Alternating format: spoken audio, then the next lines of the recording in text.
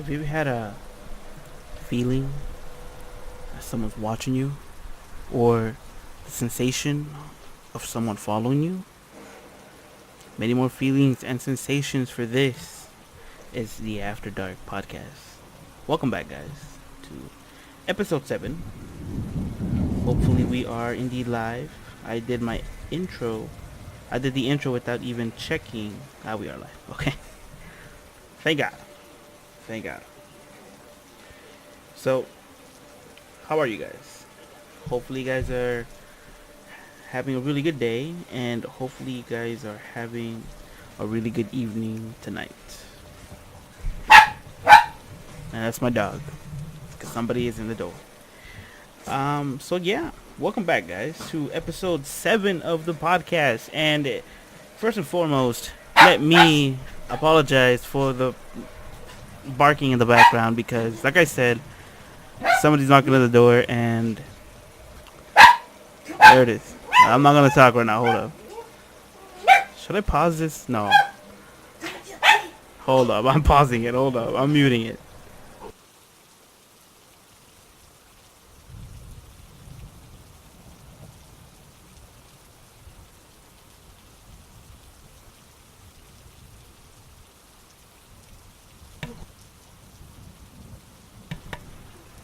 Okay.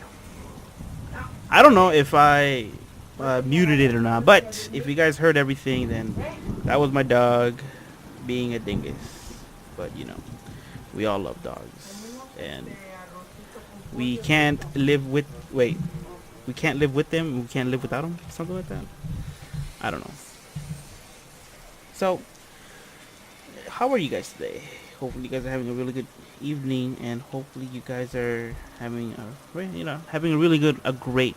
Hopefully, you guys had a really great weekend. That's what I'm trying to say.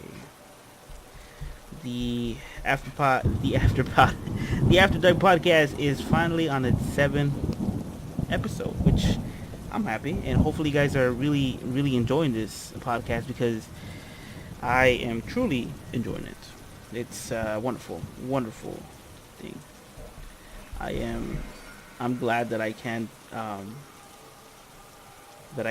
provide you guys with a little bit of story time, just like when we were in school. Remember, we would like sit around. I think it was around like elementary school, and we would sit around, and like the teacher would like read to us. Maybe it was in kindergarten. I cannot remember that well. But if you guys are posting something on message, I cannot read it right now. I am trying to get this tags out of the way first, and yeah. Just give me 1 second, and we'll get to your comments in a bit. This is hard to type and talk at the same time, and I also forgot to bring my water bottle with me and my phone, because I'm trying to do this on my tablet, which is a little bit easier. It's such a big space, you know. So give me 1 second. Give me 1 second. This shouldn't take long. Hopefully not. But meanwhile, yesterday we left off with the drive-by, if I'm not mistaken, which was a story, pretty much about death, like we were talking about the other day, la muerte, which pretty much, in English it translates to death, but we like to call it la Catrina. All right, Vince, how are you doing? And I'm glad, hopefully all these stories that I'm reading gives you chills, which, if it does, I am doing a good job, right? So hopefully you're doing pretty good right now, Vince. Hopefully you are. Yes, I was muted. Like I said, my dog decided to bark when somebody is knocking at the door. That's why I tried doing the podcast like so late at night, because like normally nobody comes. Right? I don't know. No. Let me speak. Hold up. Normally nobody comes, and and my dog is docile all night. But as soon as somebody knocks on the door, or even the slightest noise that she would make, like if you would knock on something, she would start like barking. Right now, she just like looked at me with ears up, saying, "Hey, someone's at the door." There isn't, and I muted the mic so you guys wouldn't hear the dog barking. That's why. So don't look under your bed. The best way to avoid looking under your bed is definitely stuff it with things. Like shoe boxes or just like stuff. That way, that way the monsters won't come out of it. Give me 1 second. I gotta go get my phone, and I gotta go get my water, and we'll get this show on the road. So I'll be back.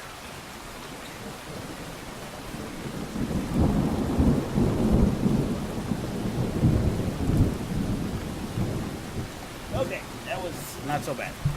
It's not like if I have the thing all the way across the room, but yeah, you did that. But still, yeah, you can't be too sure, right? You always gotta make sure.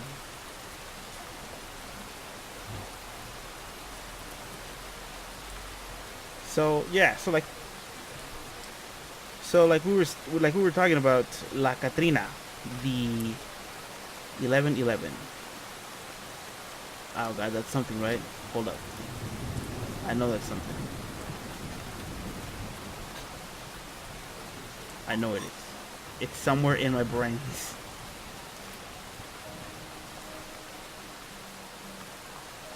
Ah, okay. Like you mean like the clock? Like when the clock hits 11:11? I believe that. Why not? It's something that I can get back on. Yeah, yeah, yeah. I definitely believe in it.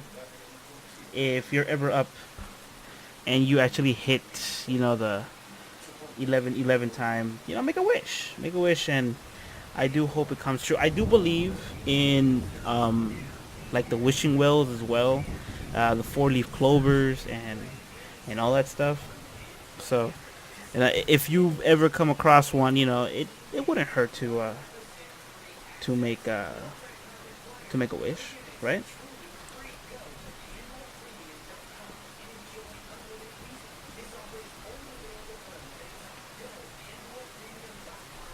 Just give me 1 second.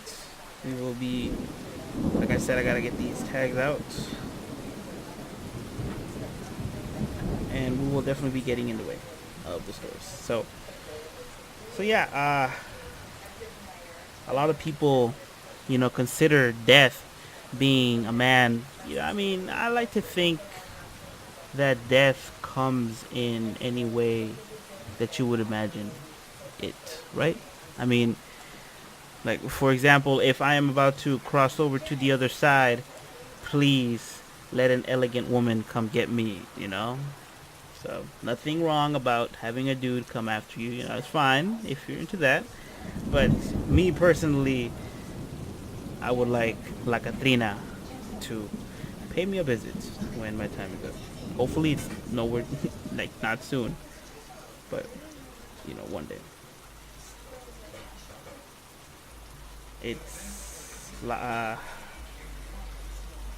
hold up.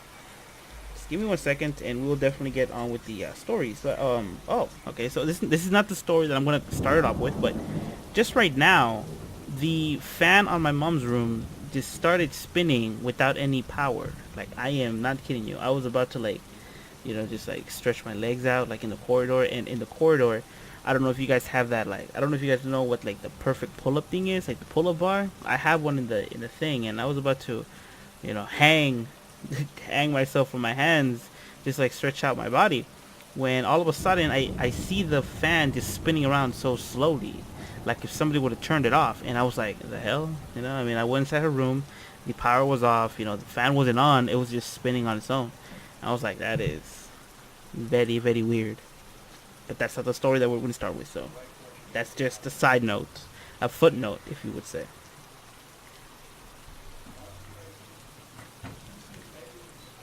Alright, so here we go.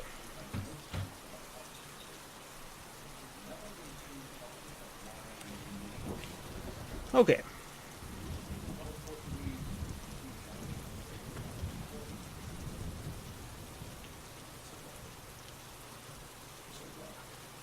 Ah, okay. So you live in like in a different time zone. Yours over there is at 11. I am right now where I am. It is 9:15. That's why you said 11:11. You know, if you can stay up that long, you can definitely make a wish. And I do hope your wish does come true, Vince. So make that wish, Vince. Don't miss your opportunity. Okay. So personal story. Let me see. Hmm. I don't know. Oh, that's right, that's right. Okay, so like I was saying, when I was growing up, I was pretty much jumping from school to school, like high school to high school, because I was moving very frequently, right? But when I came across Pomona High School, it was around like in the middle of 10th grade, or like, somewhere around there, and I noticed that supposedly it was built on top of a Indian cemetery. I don't know how much of it's true, but that is very creepy. What would you guys do if your building all of a sudden, you noticed that things were happening, but as soon as you went to your landlord pretty much says that, yeah, this building was built on top of sacred ground, because cemeteries are sacred grounds, right? What would you do? Would you just brush it off?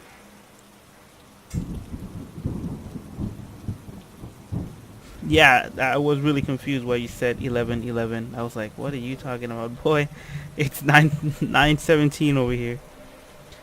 But yes, 9:17, and we're gonna be reading the last story. Something just fell right next to me. Huh? I don't see anything. That's weird. We're going to be reading the last story from the website called Jezebel.com. That's Jezebel.com. And this last story, I mean, we could have finished it yesterday, but, it was getting kind of late. So, this story is called The Haunted Trip by one of my favorite names right here. It's by a guy named, or a username, Dinosaur Dance Party. I would like to be in that party.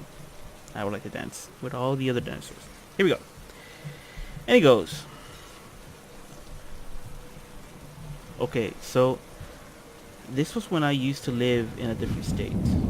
I got a job working as a cocktail server at a strip club, which was a good choice for me at the time, as the club was very fun, kind of metal punk vibe, and also very popular with lesbians. And since I was going through the process of coming out of as a bisexual, and was in a very radical fu- uh, fuck corporated society, fuck men, let's take their money phase. I'm not one of those people who think stripping is super empowering, but it was a good fit at the time.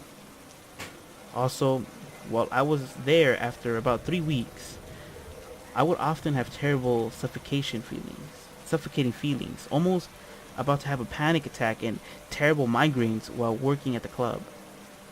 I would often panic and scared, but I chalked it up to a stressful job in a strange environment. I never had those feelings anywhere else around this. As the club was really kind of messy, not dirty, but just filled with things. Lots of tables in the bar, lots of speakers and extra crap in the back storage room behind the stage, and a tiny crowded dressing room for the dancers. Behind the stage, there was a kind of storage room area that has several dressers and mirrors, but put in, as well as an old comfy couch, in case the dancers wanted to use it as an extra dressing room or a place to nap. But no one ever actually used it. This room gave me the worst suffocating, panic-inducing vibes of all, and I had no explanation for it. so I would often be at work until 4 a.m. or later. Since I didn't have a car, public transportation wasn't running, and it was in kind of a sketchy neighborhood. I would wait until one of the dancers was done for the night and she would drop me off at home. This was often my own shift ended. When I first started working, I would spend that extra time trying to do side work, clean and straightening up like a good employee. But after a while, I would often use just hang out in the back room studying, since I was also in grad school at the time. Until then, I started completely freaking out in the back room. And when I would leave to go sit up at the bar or in the dancer's dressing room, the feeling would mostly go away. So, also, when this stuff started to get worse, I have to add that some of it was around Halloween, so I was watching a lot of scary movies, and I was also smoking a ton of weed. So both of these things might have had some effect on my psyche, but also these feelings never happened anywhere else around this time. I started to kind of bring it up to the dancer that drove me home, and she said in the back room also creeped her out, but didn't go into any detail. So one night, after closing, I was carrying a box of extra glasses into the back room, and I heard the most terrifying sound in my life. It was like a horror film, like a long screech, almost like a electronic music, but just one tone, almost like a chainsaw that reverted around the entire floor and walls. I dropped the box, screamed, and ran out to the floor. The bartender said he had heard a noise as well, but not as loud as me, and without the vibrating floors. And started to check out the sound system, telling me some of the music equipment might probably just start fucking up. This happened at least 5 more times while I worked there. Sometimes other people heard, sometimes just me. Always when I was walking into the back room. Twice when I walked into the back room, the light would flicker off and would be replaced with the red glow. Like someone had put in a red bulb. Both times that happened, I ran out, got the bartender.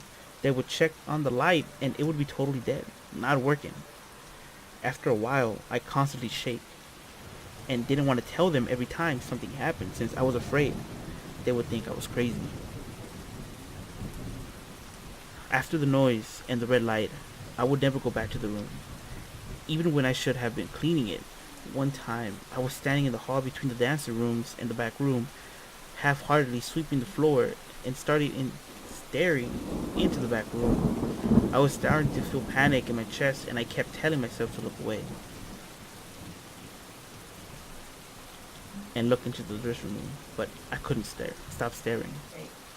Like I was transfixed, and in the corner of my eye, I saw a reflection in the mirror set up, leaning against the dresser in the back room. I forced my head to look and saw in the mirror 2 legs in black ripped tights, floating about a foot from the floor, swaying back and forth. I threw the broom, screamed as loud as I could, and I ran to the bar. I was convinced one of those dancers had hung herself in that room. I could see it so clearly in my mind.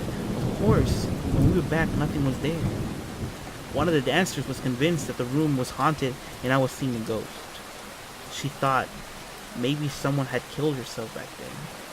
She wanted to get me and some of her friends to do a Ouija board about the bar and the ghost, and I was too terrified. But I was too terrified. Around all this happening, I felt I was losing my mind. I was having panic attacks, migraines, sleeping with my lights on, was terrified of shadows, and even my own, and carried pepper spray everywhere I went. It may have just been a combination of everything in my life, sleeping hours, grad school, dealing with my own personal shit, but I've always been a high-stress person who's worked a lot more stressful jobs since then. I have never experienced anything like that in my life. About a week after I saw those legs in the mirrors, I was working one more shift before taking a week off to do some research for grad school and go a long weekend trip with my girlfriend. This was near Halloween, So the club had kind of gone all out, and goofy decorations and costumes. I usually dressed in a black way, in all black anyway, and I tried not to wear anything too sexy or distracting, so customers would mostly leave me alone and concentrate on the dancers. So this day, I just wore a black tee, a black skirt, and put face painted on, like Dia de los Muertos sugar skull. It was most likely white with jewels, and it was fucking rad. Since I was so freaked out all the time at the club, I started asking if I could leave around midnight and would catch the last bus. But this night, my friends were meeting me to drink at the club after my shift. I was near the end of my shift, and I was taking off my apron on the dressing room and leaned it over the dancer's mirror to check my makeup. And that is the last thing I remember until I was being shaken awake by one of the bouncers with a friend and my girlfriend by her side. I was I was in the haunted back room, laying in the couch, and my face paint was completely smeared all over my face. They said I had disappeared for about 45 minutes until they went looking for me, and found me asleep, and had been trying to shake me awake for almost 2 minutes. I was completely hysterical, had no idea what had happened. My clothes weren't disturbed, my tip money was still in my apron, and there was almost was no one had been back there all night. I was almost afraid. I had been drugged, but right after this event, I went to the doctor. No health insurance, so this was a big deal to me. And got checked out and had them give me an MRI since I was afraid I was I had a brain tumor or something that made me lose my mind. They suggested I speak to a psychologist, but after that night, I had to quit the job and never went back. Besides those horrible events, I loved working there and made a lot of friends, but I absolutely lost my mind. And once I left, I never felt any of those feelings or saw anything like that ever again.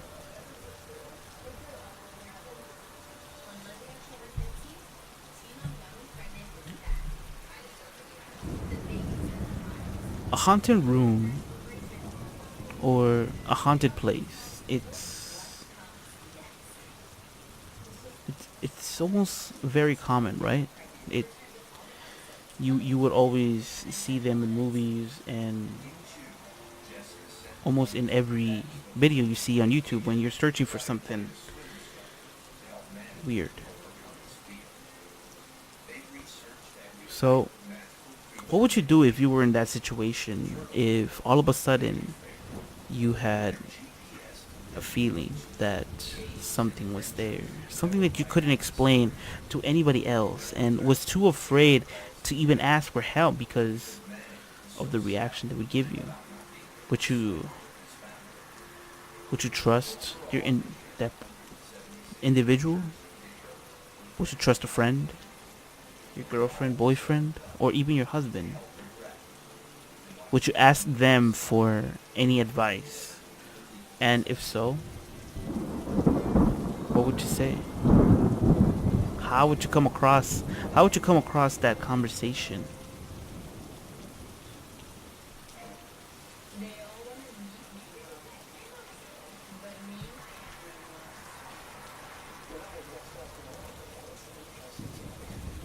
What would you do in that situation?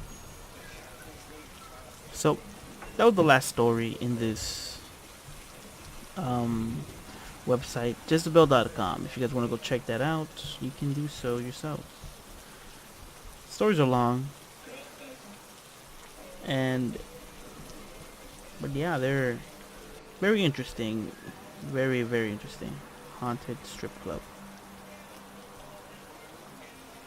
Like I did say, when I was working at the clinic right next to that hospital, that was very haunted indeed. You know? Those feelings will never go away. I'm telling you guys, when I had a close up that night, I was like the fastest person in the world.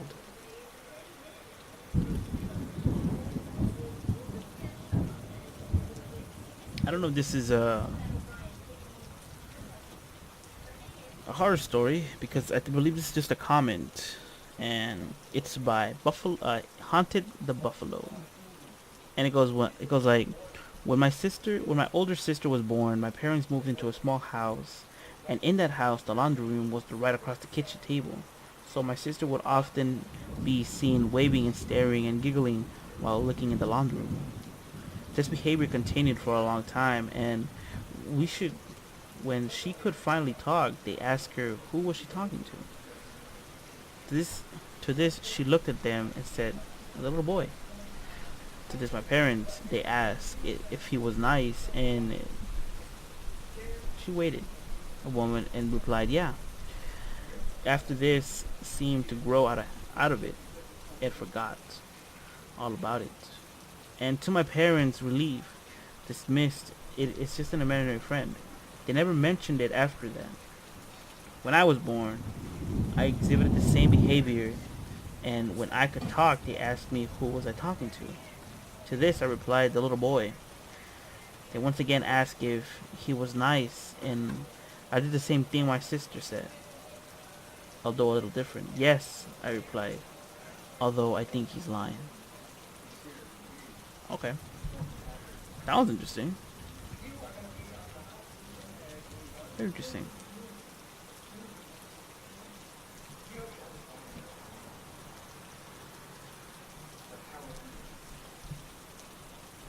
So, yeah, that was 10 horror stories. There is. What is this? Oh my god, again? Hold up. Hold it. Okay. Damn it. I cannot. I don't know what's going on.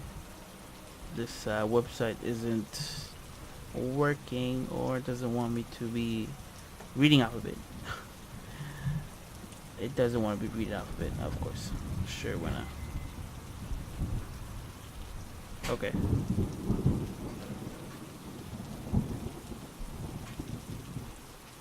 Yeah, okay. It doesn't want me to read off of it, but yeah, so again, with the imaginary friends and kids being involved, would you believe your would you believe your brothers or sisters, if, or even your friends, if they all of a sudden this said to you that they're talking to somebody? Maybe you already experienced that, and if you did, what did you say? Would you still go, along your merry way, or would you change anything?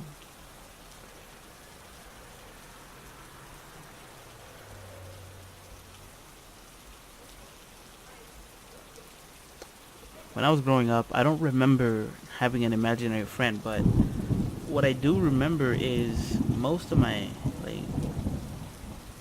cousins, when I used to visit, or when we used to live with each other, you know, um, I would always remember them talking to somebody, just talking to themselves, or just playing alone. Maybe maybe this has something to do with an overactive imagination, right?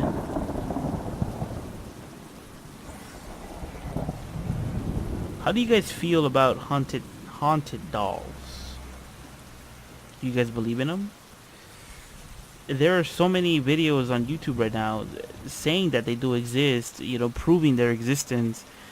One of them I remember vaguely, because it's very short. It's a very short video, but she was holding a really big doll, one of those quinceañera, 15 year old dolls. I think that's how you pronounce them in English, but the quinceañera dolls that you would give a little girl that would just turn 15.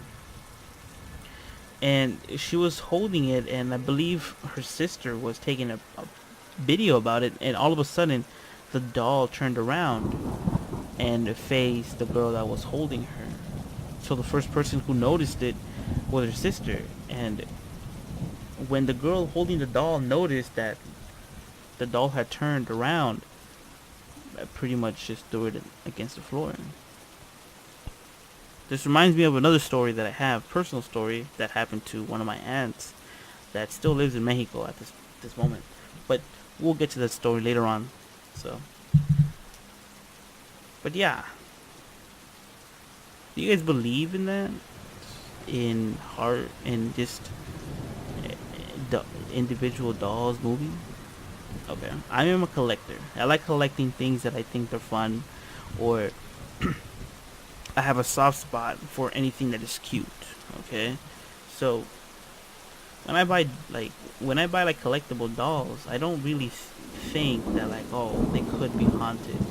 For example, this one that I bought in a thrift store too. It's a geisha, and it's a beautiful piece. It's just adorable. But I don't think it would be haunted, because to me, every time you get anything secondhand, in my brain, you're pretty much giving it a second chance in life. You know what I mean? When you get a used car, let's say the owner says that they're just selling the car because they don't want it anymore, and I would rather see it somebody else than rather let it rot in the scrapyard. You're giving something a second chance. So when you get a secondhand anything, you're pretty much giving it a second chance. For example, this has nothing to do with dolls, but when I went to go buy my Wii U, it was like around like 3 days ago, 4 days ago. I noticed in the box said the date that was, taken, and it was on the 6th month of this year. So 4 months ago, the Wii U would have never seen the light of day again, because when the lady got back to me on GameStop, she said that it was pretty much cluttered with a lot of things, so it was piled up on anything. So pretty much, I gave the Wii U a second chance. Wouldn't you like to give a second chance? Second chances are important to everybody. Maybe you did wrong. Maybe you did wrong somebody. Would you still ask for a second chance? Or if they were asked, please give me another chance, would you give them a second chance? And if so, how many second chances are you be willing to give?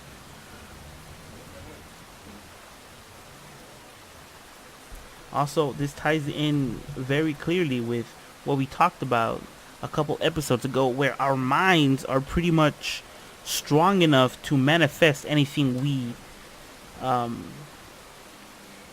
think of. So, if we're thinking, oh, this cup of water is gonna tilt, and it's gonna tilt, and it's gonna spill all over the place, if we keep thinking it and just believing that it will, our minds make it happen, one way or the other. So maybe the dolls aren't haunted. Maybe it's just our minds thinking, oh, if I do get this doll, or if I do get this secondhand thing, there's something bad's gonna happen. Maybe don't think that. Don't think about it. Maybe just do it. If it makes you happy, just buy it. Just don't think of the negative. And if you are skeptical about it, have somebody bless it for you. There's a lot of things you can do to avoid these type of situations. This other website that I found, it's called didyouknowfacts.com, and the title for this whole thing, if I can get it out of there, it says didyouknowfacts.com /10 terrifying horror stories the internet offer. Okay, that pretty much sums up English right there. And the header of it, it says, the internet is a hotbed of scary stuff. And I'm not just talking about the news, but zing. If you've never done a deep dive into the corners of the many creepypasta sites and wikis, you're really missing out. For horror fans especially, it's can miss stuff. Check out the CSP site if you ever want to kill a couple hours. But just in case you don't want to do your own digging, here's a few of the scary short stories in the internet. And this was brought to you by Noah Berman. Alright, Berman, thank you very much for compiling these little short stories that we have in front of us. And they are actually numerical, but unfortunately we don't have any of the authors of the actual stories. So, Berman, come on.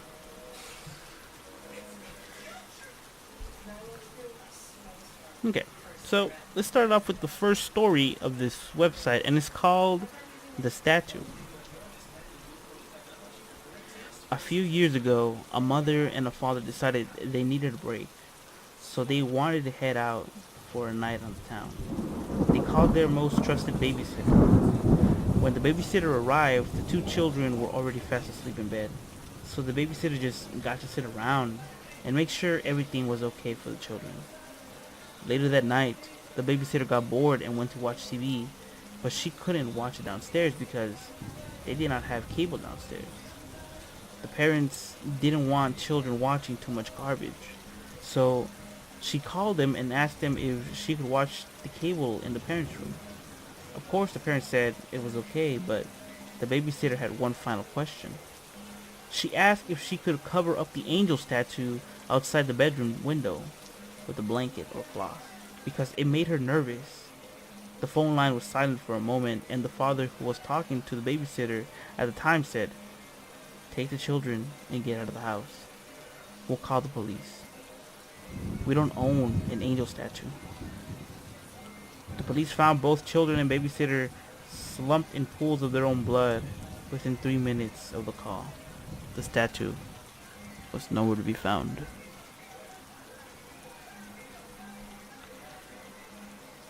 Weeping angels, I believe those statues are called.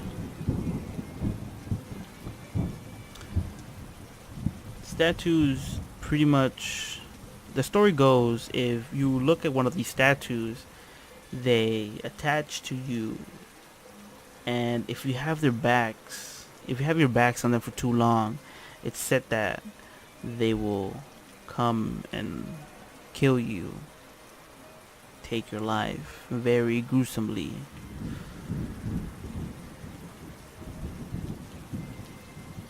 Do you believe in these statues, or do you believe it's just a figment of our imagination, thinking that these statues are real, but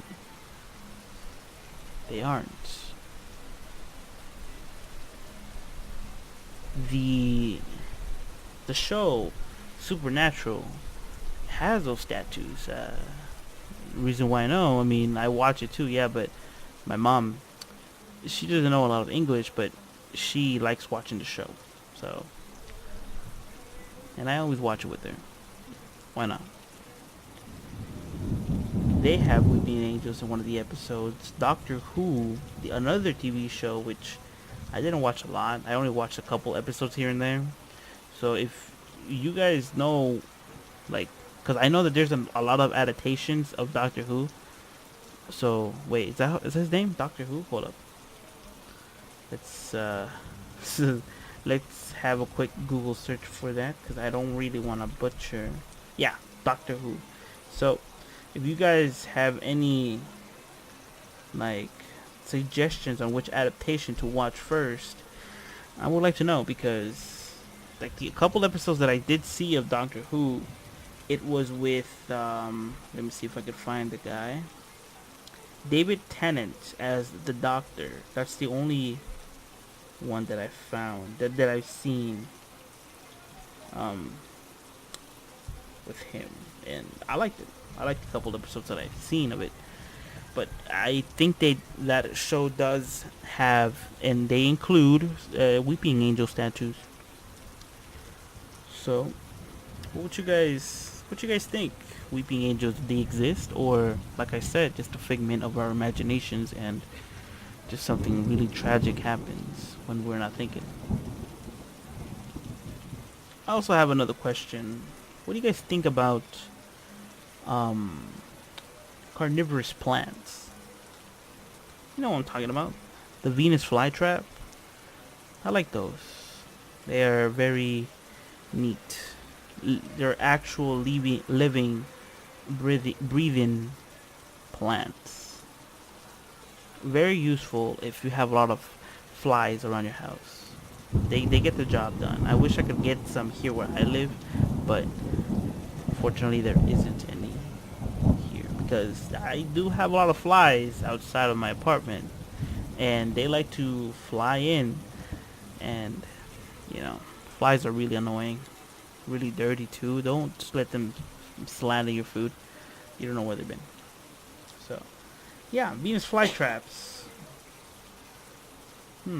There is a certain type of Venus flytrap in a certain jungle that smells like rotten flesh.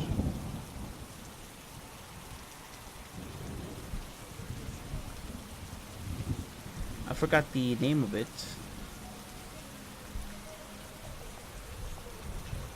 If I could find it right now, I will tell you guys.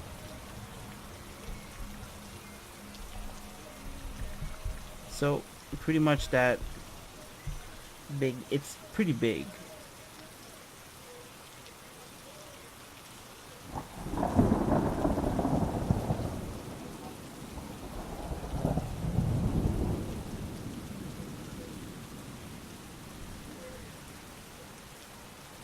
But don't put your finger inside their trap-like mouth, because you can actually hurt them. So don't do that. I like the little plants. They're very intriguing. I wonder if there are actual stories about man eating Venus flytraps. What do you guys think? This next story is called the New Old House. This New Old House. And it goes like this. Oop, my screen went dark. Hold up, give me 1 second. And there we go. We bought a house, my boyfriend and I.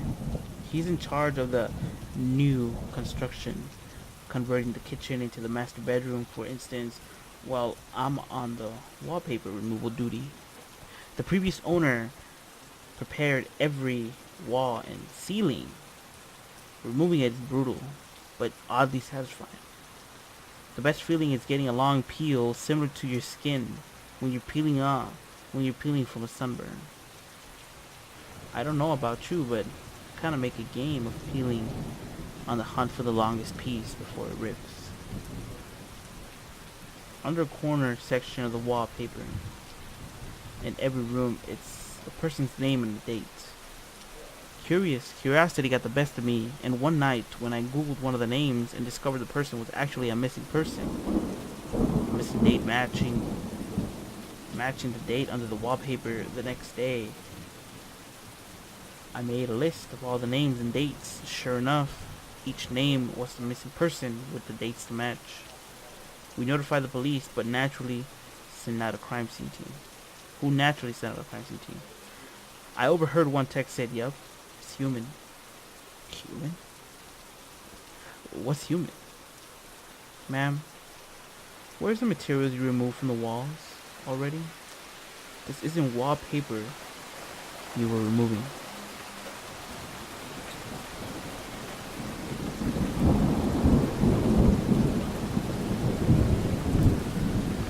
Flesh on the wall. Just like that event that inspired the movie The Texas Chainsaw Massacre. I forgot what's it called. I forgot the person who did it, but In the true story, the man pretty much was a murderer who went on and peeling the skin of his victims to cover it in furniture.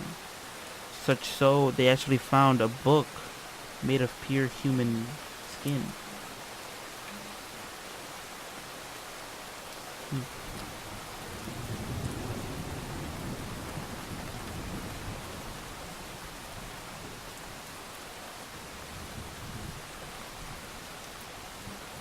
So, I don't really get the whole wallpaper idea.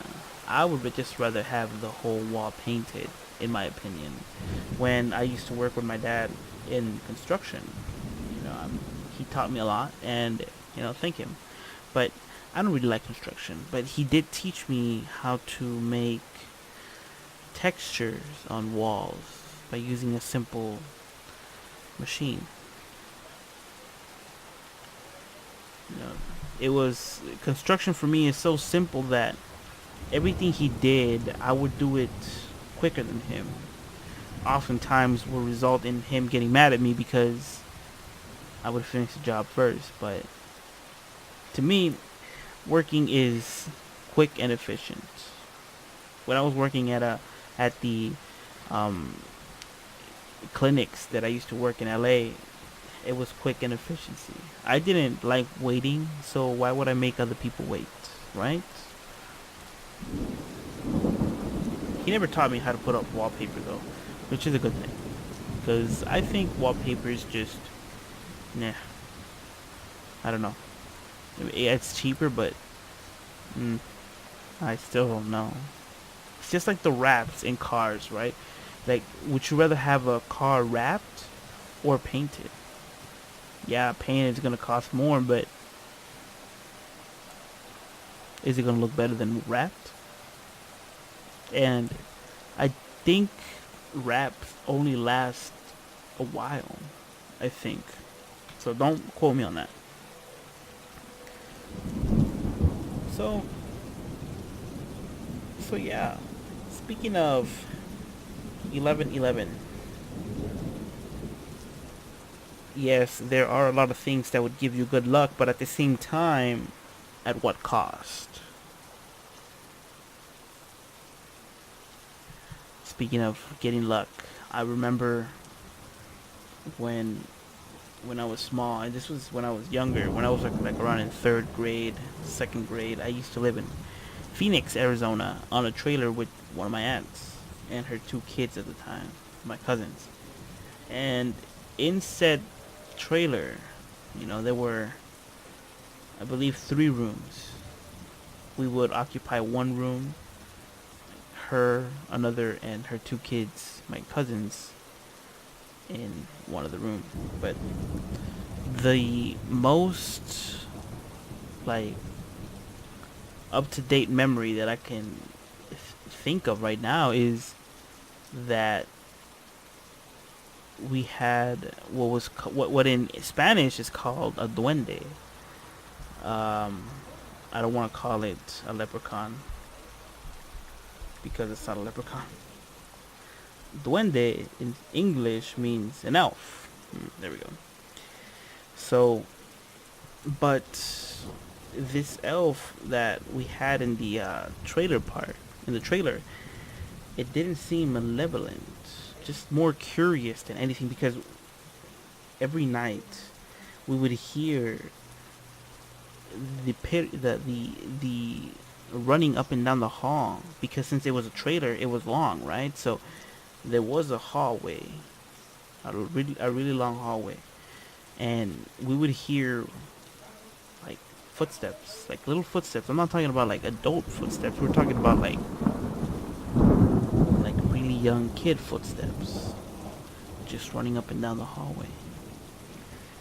That's a memory that's gonna stay with me forever, I think. Well, thanks to the podcast now, because I had forgotten it before, but now it's over. I remember it.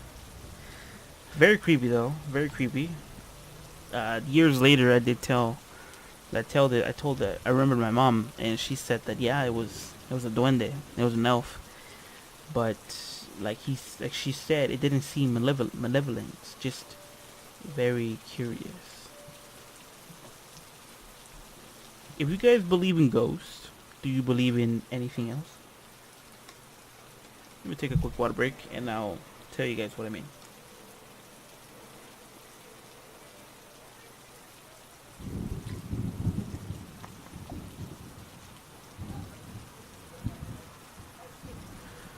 I'm talking about like other things, like elves and fairies and, you know, goblins and stuff like that. Unicorns, in other words. Dragons. Do you guys believe in that too? I am a hardcore believer, yeah. Mainly because, like I said, I've heard that. And it wasn't only at night, because I still remember there was an outage at the time and we heard running up and down the hallway in front of us, but we couldn't see anything. So, must have been real, right? Fairies and elves and other creatures. I think there are some truth to it all. It's never too late to start believing, you know? Never too late. This next story is a short one and it's called A Mother's Call. A young girl is playing in her bedroom when she hears her mother call her from the kitchen. So she turns around. She runs down the stairs to meet her mother. As she was running through the hallway, the door opened stairs and had to reach out and her mother whispered, "Okay, yeah, okay, we've read this one already."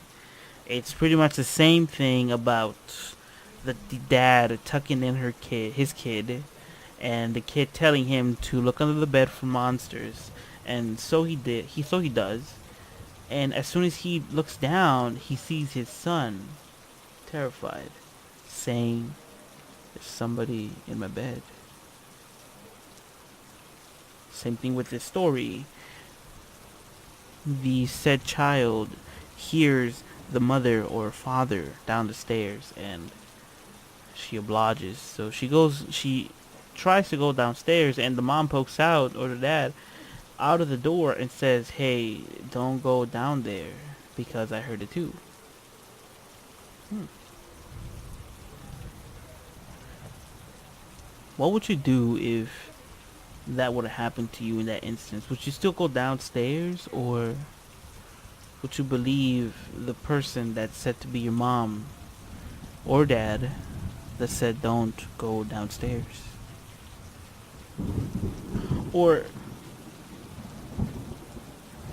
what if you were that person that heard the voice, your voice? What if you hear your voice down the stairs calling out for your little brother or your mom or dad? Would you go with them, or would you stop them dead in their tracks? So, skipping that story, the story's called The Finger Counting. My daughter woke me up around 11:50 last night. My wife and I had picked her up from her friend Sally's birthday party, brought her home and put her to bed. My wife went to the bedroom and read while I fell asleep watching the Brave games. "Daddy," she whispered, tugging tugging at my sleeves. "Guess how old I'm going to be next month?" I don't know, beauty," I said, sipped on my glasses. "How old?"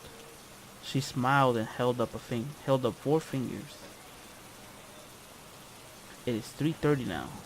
My wife and I had been up with her for almost 8 hours. She still refuses to tell us where she got them."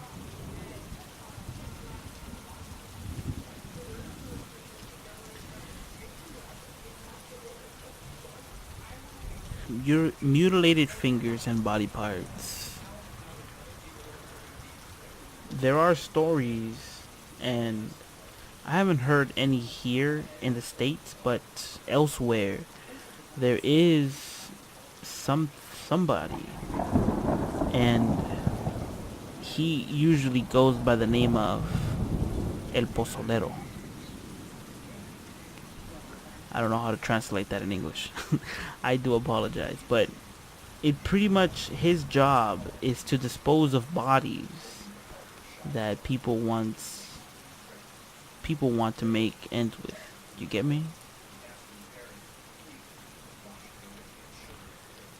So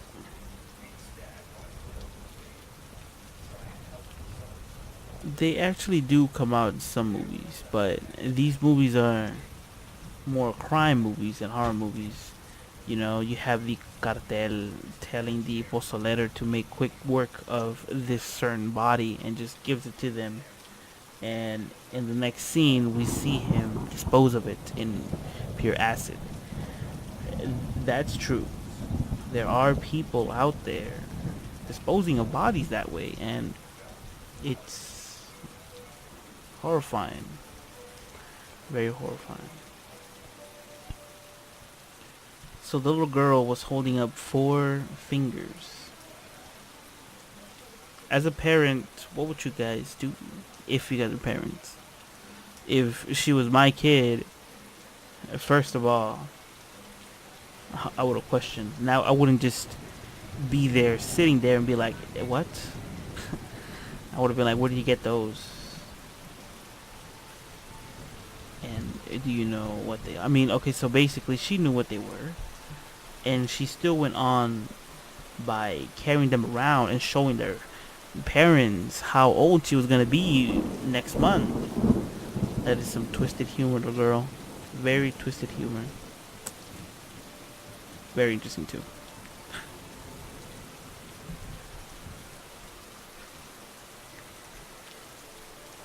Monsters and folklore. I also believe in those. One such one such like specific tales that I wouldn't want to hear because I am 100% terrified would be of Native American tales when they talk about Wendigos, Skinwalkers, the Thunderbird, and all that, and all other stuff. It's just so terrifying to me. I played a game when I first got my PS4 called what's it called? I forgot what's it called. Oh boy, it was like a movie type of game. Oh crap, I forgot. It was a horror game, okay?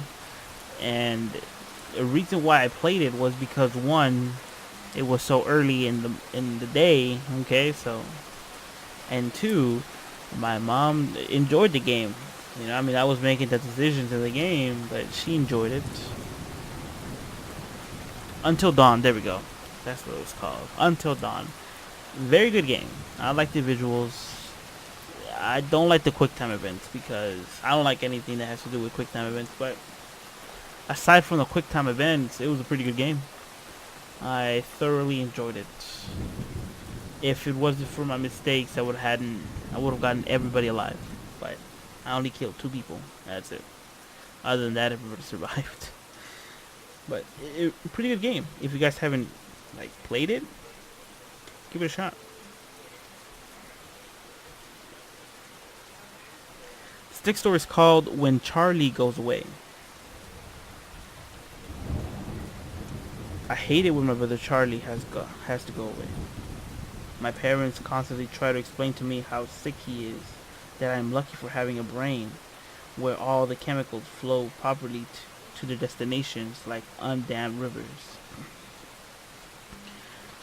When I complain about how bored I am without a little brother to play with, they try to make me feel bad by pointing out that this boredom likely far surpasses mine, considering this confines to a dark room in an institution. I always beg for them to give me one last chance. Of course, they did at first.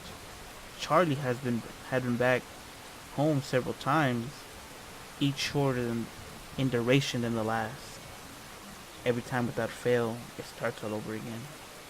The neighborhood cats would with gouged out eyes showing up in his toy chest, and Dad's razors found dropped in the baby's side by the baby slide in the park across the street. Mom's vitamins replaced by bits of dishwasher tablets. My parents are hesitant now, using last chance sparring. To say his disorder makes him charming, makes it easy for him to fake normalcy and to trick the doctors who care for him into thinking he is ready for rehabilitation. That I will I will just have to put up with my boredom if it means staying safe from him. I hate it. I hate when Charlie has to go away. It makes me have to pretend to be good until he's back. Oh, they'll never know it's me.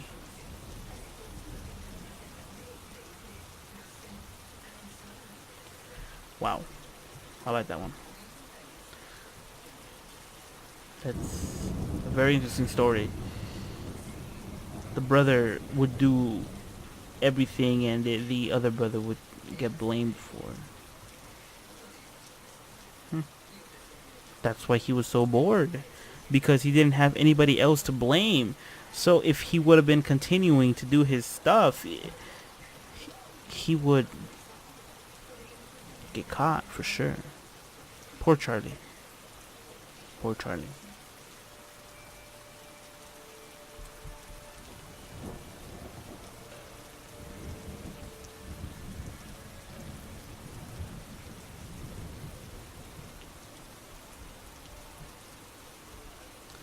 This next one's called He Stood Against My Window. I don't know why I looked up, but when I did, I saw him there. He stood against my window, his forehead rested against the glass, and his eyes were still and light, and he smiled a lipstick red, cartoonish grin, and he just stood there in the window. My wife was upstairs sleeping with my son. My son was in his crib, and I couldn't move. I froze and watched him looking past me through the glass. Oh, please no.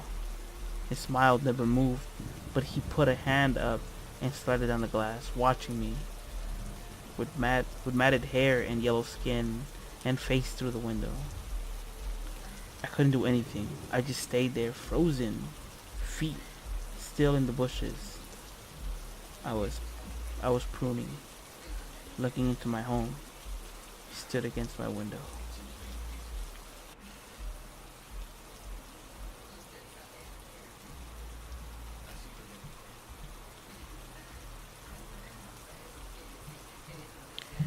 Fear paralysis.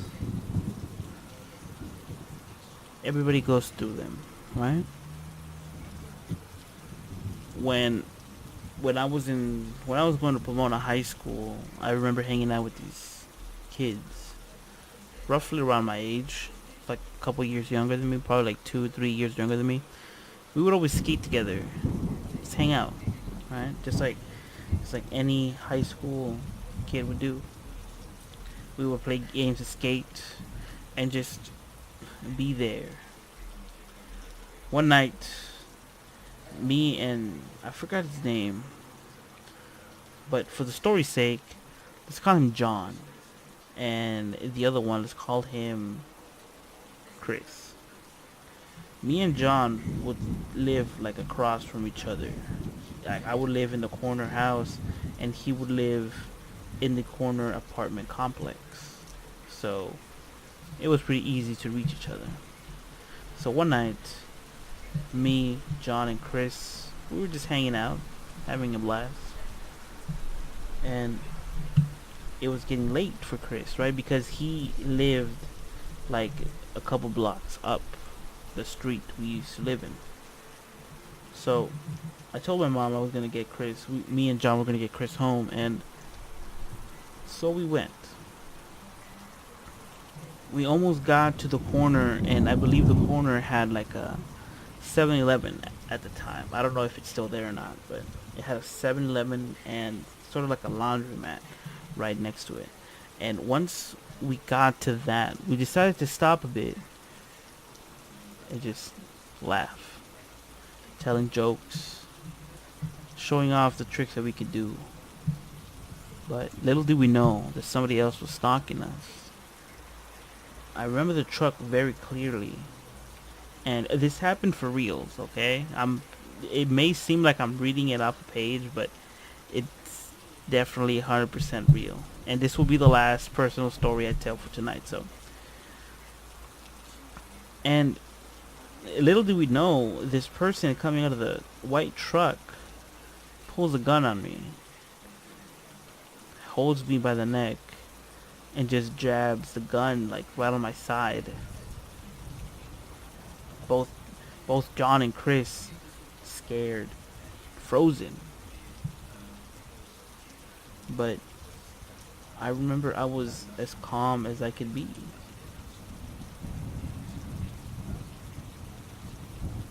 I didn't feel fear.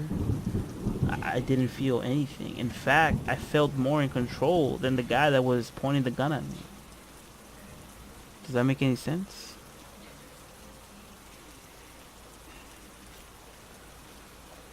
I remember the guy looking at my face, just worried. His face looked worried. And with the stutter, he said, "Give me all your money." John and Chris were still frozen in fear, and they murdered out the words, "We don't have any, sir." But once again, like I said, it felt like if I was in control, even though I was the one pointed the gun at. The guy left dissatisfied, looking around straight to his white truck, and just left. We didn't call the cops, you know. They took Chris home. They took us home, me and John home. Yeah. And up to this day, I still wonder why I never felt afraid. Why I didn't freeze in fear just like Chris and John. Another thing that is common to that is sleep paralysis. And the story goes, well, the stories that I've heard about sleep paralysis is that you get sleep paralysis because that there's an entity right on top of you. You can't move, you can't scream, it's hard to breathe, but you can't. You see yourself in the dream unable to move, or you wake up and unable to move. And the stories that I've read goes that, you know, there is an entity right on top of you. You can feel it. It happened to me once, and it happened to my mom once as well, all in separate times. But that's a story for another day. I was about to tell you the story, but I just remembered that that is a story for another day. But yeah, sleep paralysis is real. Whether you believe that there is an entity on top of you or there's something in your brain, it's real. And it could happen to you tonight. Who knows? That being said, guys, thank you guys for watching. I really do appreciate it. These stories are getting longer and longer, and you know, I really want to read more stories to you guys before the podcast ends. But one, my chair isn't a comfortable chair. It's an office chair, but it has no it has no place to rest your arms, and I don't know. It's just very uncomfortable. Like I could barely sit here for like a good hour or so before my butt starts to hurt. Okay, so I do apologize that these podcasti, or I don't know how to say it. I do apologize that they're short, but that's why. And the fact that some of these stories are long. Like the story that we're gonna read tomorrow is a couple paragraphs long, and then the one after that, and then the one after that is super long. So, I mean, that's good. A long story is always, welcome. But, you know, so hopefully tomorrow we can find more stories we can read after these stories. Oh, actually, now that I'm really thinking about it, since tomorrow it is the first week we have with the After Dark podcast, I am going to try to look for some stories overseas. Do you guys get me? So, instead of just, because these stories that I've written, they're pretty much told from inside the United States. I want to read stories from outside of it. And let me tell you, it ain't pretty. Because like stories from other places are just very creepy. They like the movie adaptations of a certain movie that you see on at home is just different. So hopefully we can make it through the night tomorrow. With that being said, guys, thank you guys for coming. I really do appreciate it. Episode 7, which is October 7th. Hopefully you guys had a really great weekend, and hopefully you guys had a really good time with me tonight. The After Dark podcast. I enjoy making these podcasts. I really do. And I wish you guys gave me feedbacks on what you guys think of it. Do you guys think I should make more, do you guys think I should read more stories, or just keep it the way it is? Tell a story, analyze it, give my opinion, and tell another story, and rinse and repeat. What do you guys think? Like I said, hopefully you guys had a really good time today, and hopefully you guys had a really good weekend. If you guys want to follow me on Instagram, you can do so. I'll leave a link in the description below. Oh, that was weird. I'll leave a link in the description below. Okay, hold up. Something happened on my screen. It flashed a little bit.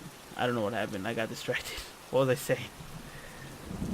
Yeah. If you guys want to follow me on Instagram, you can do so. I'll leave a link in the description below. Twitter, my bad. We can chat. You can send pictures, send memes. If you guys want to tell me a scary story you guys know, I would like to read it.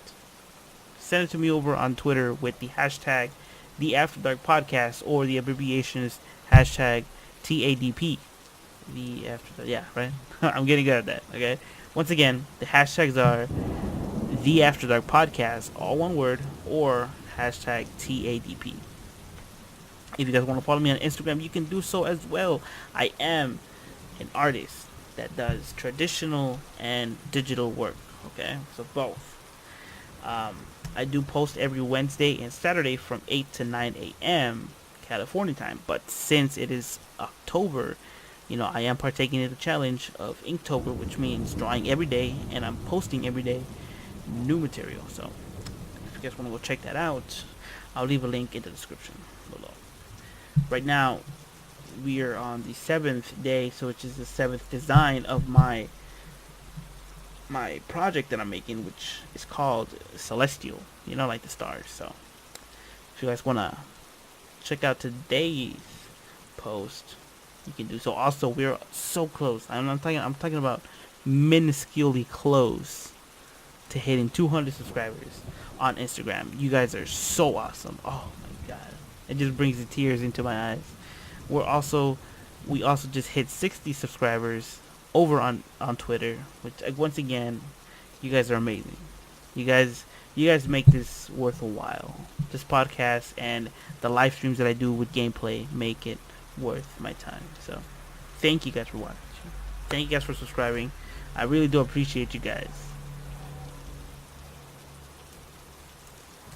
And on that note,